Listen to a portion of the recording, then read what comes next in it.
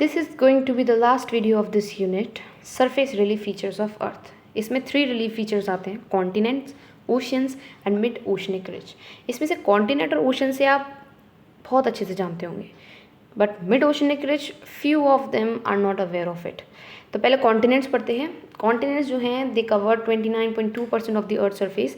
Nearly 75% land area is suppose to be at the north of the equator and it has variable relief features. कौन कौन से relief features होते हैं हमारे continents पे? That is plains, plateaus, mountain ranges. Now ocean आपका 70.8 surface अर्थ का surface cover करता है. पैसिफिक ओशन जो है वो लार्जेस्ट ओशन है which covers only half of the earth. Okay, the largest ocean is the Pacific ocean. Next the third one comes the mid oceanic ridge. Mid oceanic ridge क्या है आपका? आप इसको एक हिल टाइप फीचर मान सकते हैं अंडर द सी लेवल. ठीक है, जैसे कि आप इसको like this is the sea water. अब सी वाटर के अंदर ये एक हिल टाइप फीचर है.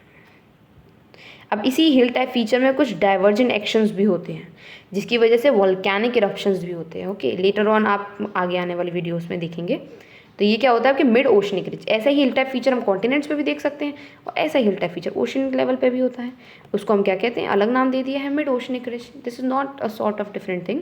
So this is raised hill type feature formed under the sea water which is known as mid-oceanic ridge such as mid-Atlantic ridge.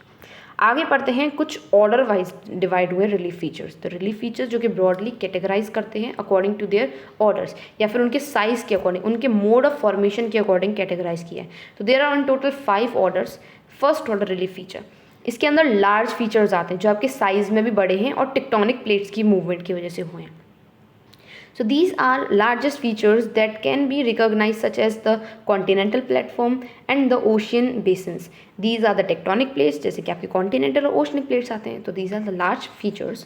तो first order relief feature में आपके ये सब आते हैं. Next moving ahead, second order relief feature. इसमें आपके उससे थोड़ा सा कम आते हैं जैसे कि mountain ranges. Mountain ranges although are very big relief features but not as compared to the continents. तो continents तो छोटी साइज़ में है.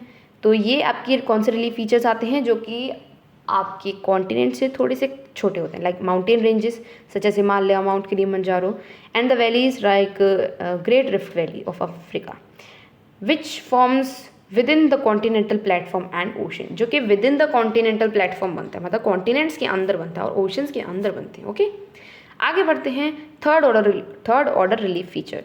अब ये उस सेकेंड ऑर्डर रिलीफ फीचर से भी थोड़े से कम साइज़ के हो गए. These includes landform complexes of lesser extent, मतलब कि size come, and size then those of the second order relief feature are known as a third order relief feature. इसके अंदर कौन कौन से आते हैं? इसके अंदर वो सारे फीचर्स आते हैं या वो सारे लैंडफॉर्म्स आते हैं जो कि इरोजन और डिपोजिशन से बनते हैं. इरोजन और deposition of the surface, not as the result of the movement of tectonic plates. तो एक बात ध्यान रखिएगा, जो फर्स्ट 2 ऑर्डर्स थे वो टेक्टोनिक मूवमेंट्स की वजह से होते हैं. थर्ड और फर्दर ऑन टेक्टोनिक मूवमेंट्स की वजह से नहीं होते हैं. और थर्ड वाले किसकी वजह से होता है? इरोजन और डिपोजिशन ऑफ द सरफेस की वजह से. इसके अंदर कौन कौन से आते हैं? माउंटेन रेंजेस, वो माउंटेन रेंजेस जो टेक्टोनिक मूवमेंट्स की वजह से नहीं, इरोजन की वजह से बनी है.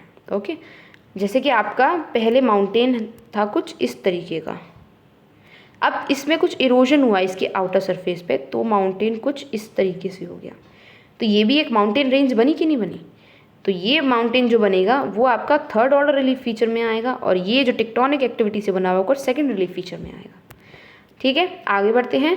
फोर्थ ऑर्डर रिलीफ फीचर, ये थर्ड ऑर्डर रिलीफ फीचर से भी थोड़े छोटे से होते हैं. ठीक है, बस इसमें यही बोला गया है कि थर्ड ऑर्डर रिलीफ फीचर से भी थोड़े छोटे होते हैं. इसमें माउंटेन्स और हिल्स आती हैं.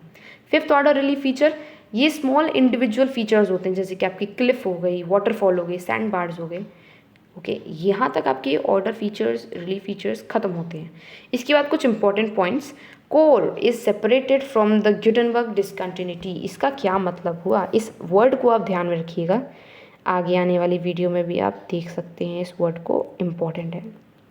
जैसे कि ये मैंने बना लिया क्रस्ट का पार्टिसिपेशन, ये अर्थ का थोड़ा सा सेक्शन निकाला मैंने. अब ये आपका क्रस्ट, ये आपका मेंटल, ये आपका कोर, ये आपका क्रस्ट. ओके, तो कोर, मेंटल और crust.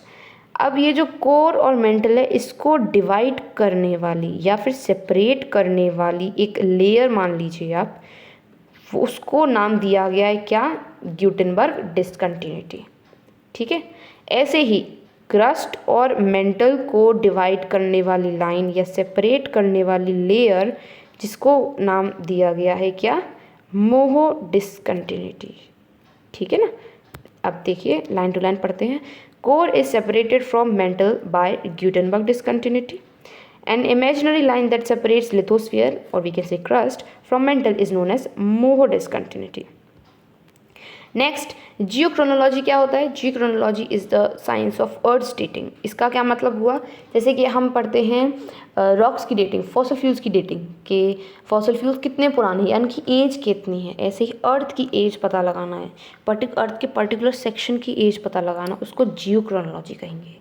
With this important point we end this unit.